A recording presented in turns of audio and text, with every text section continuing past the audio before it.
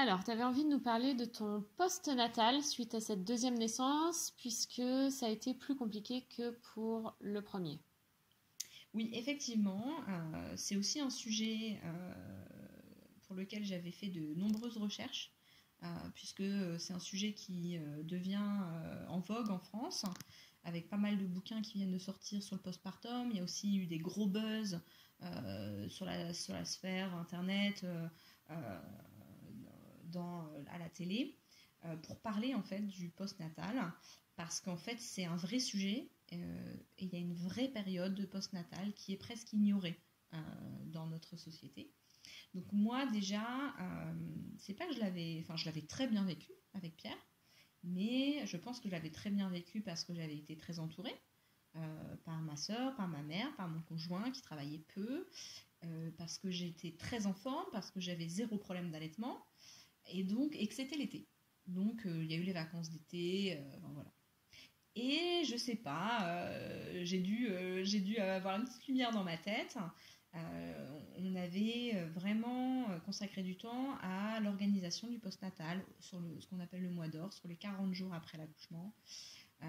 Et on avait bien mis en place, donc Fabien, mon conjoint, donc, ne travaillait pas. En plus, il a pris un congé parental. Bon. Mais en tout cas, sur le postnatal, ne travaillait pas, donc on serait à la maison. On avait aussi donc mis en place de l'organisation pour les repas. On s'était renseigné sur le régime alimentaire pour bien se remettre. Donc le fer, le magnésium, l'iode, quel apport alimentaire il faudrait. Donc de la nourriture chaude, rien de cru, assez riche. Beaucoup de viande, de boudin, tout ça. Donc on avait préparé des bouillons d'os, pour le collagène, pour la chaleur, pour le soir.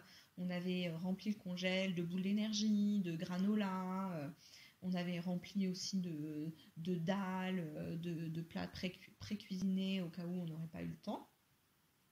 Euh, Et aussi, au niveau des visites, on avait bien expliqué à la famille et aux amis qu'on prendrait au moins 2 semaines entre nous avec quasiment zéro visite, ou des visites très très courtes mais que des parents, et que seulement après 2 semaines on envisagerait de voir peut-être 1 heure de temps en temps les frères et sœurs, et que de toute façon on reprendrait la vie sociale que bien plus tard, deuxième mois, troisième mois, voire plus tard.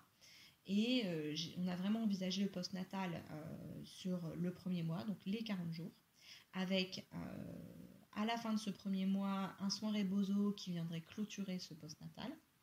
Pendant ce postnatal, un accompagnement, donc au début sage-femme médicale, ensuite accompagnement doula pour aussi le resserrage du bassin, et ensuite un postnatal étendu jusqu'aux 3 mois du bébé, qu'on appelle aussi le 4e trimestre. Et donc, on avait bien l'idée de prendre le temps de ces 3 mois après la naissance du bébé pour retrouver une stabilité. Et bon, il se trouve en plus que nous, donc j'avais perdu du sang, pas mal de sang pendant l'accouchement, et donc je me suis retrouvée en postnatal très affaiblie. Et heureusement que j'avais non seulement prévenu l'entourage que je ne serais pas disponible, qu'on ne serait pas disponible, mais en plus qu'on avait tout mis en place au niveau alimentaire et repos pour m'en remettre. Là, on s'est même encore plus renseigné sur comment récupérer de l'hémoglobine et de la ferritinémie. Et Fabien a cuisiné un régime de compète avec plein de compléments, vitamine D, magnésium, fer, spiruline. Je buvais des jus d'orange pour la vitamine C. Enfin, vraiment un combo complet, ce qui nous a permis en fait de me remettre sur pied en 3 semaines.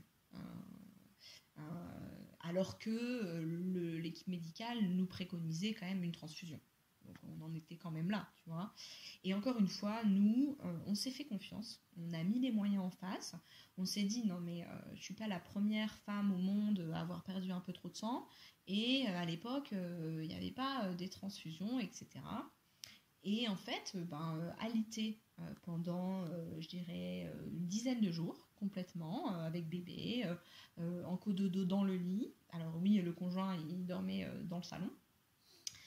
Donc à peu près une dizaine de jours. Au bout de 2 semaines, j'ai commencé à venir à table en bas, emmener mon bébé, mais vraiment, je descendais manger, je remontais dans mon lit. Et au bout de, je dirais, ouais, 3 semaines et demie, 4 semaines, où là j'ai commencé à reprendre une petite marche dehors, une petite lessive une fois tous les 3 jours, voilà, reprendre une petite activité, mais soft quand même, hein. Mais on a vraiment mis les moyens pour que je puisse récupérer, pour que je mette en place l'allaitement aussi. On entend beaucoup les gens qui ont du mal à allaiter, etc. Ben oui, quand tu dois faire les courses, faire à manger, t'occuper des grands, t'as pas le temps de mettre bébé au sein 100 fois par jour. Donc début d'allaitement nickel, un bébé qui prend du poids en très bonne santé et une maman qui finalement a le temps de faire la sieste le matin, la sieste l'après-midi, de faire un chenille, puisque j'ai eu le temps de faire l'hygiène naturelle infantile aussi, et puis le temps aussi de redescendre du vortex, parce que après avoir vécu quelque chose comme ça, moi j'étais franchement sur une autre planète, vraiment sur une autre planète pendant au moins un mois et demi, et il m'a fallu 3 mois vraiment pour redescendre dans le monde actuel. Et c'est pas exagéré. Je revivais l'accouchement 1000 fois par jour les premières semaines.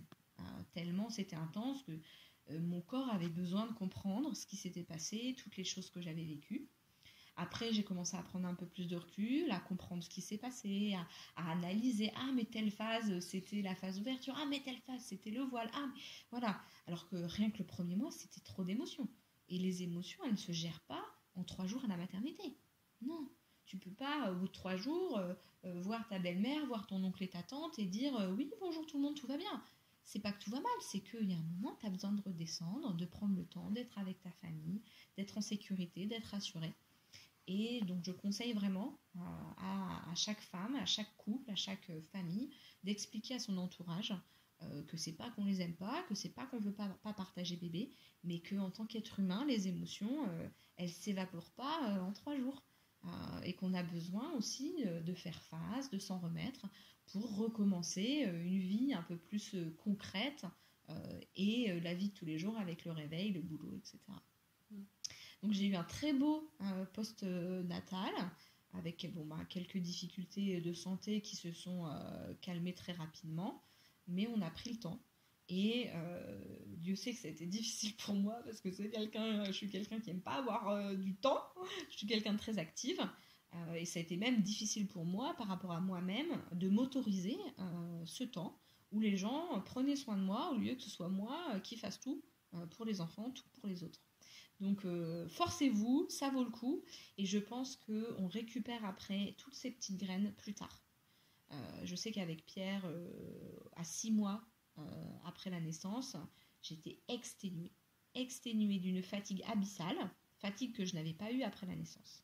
Et là, je sens que moi, ça fait déjà 5 mois avec Émilie, je dis pas que je pète la forme, mais je sens que je vais pas avoir cette phase d'épuisement. Physiquement, ça va un tout petit peu, pas un tout petit peu, de mieux en mieux, je récupère l'énergie, je refais du sport, et c'est graduel. Alors qu'avec Pierre, c'était vraiment en dents de scie, parce que j'avais pas pris le temps de récupérer. Donc je vous conseille vraiment de prendre le temps et de s'organiser à l'avance, d'en parler pendant la grossesse, pour que les gens aussi acceptent et soient présents pour vous après.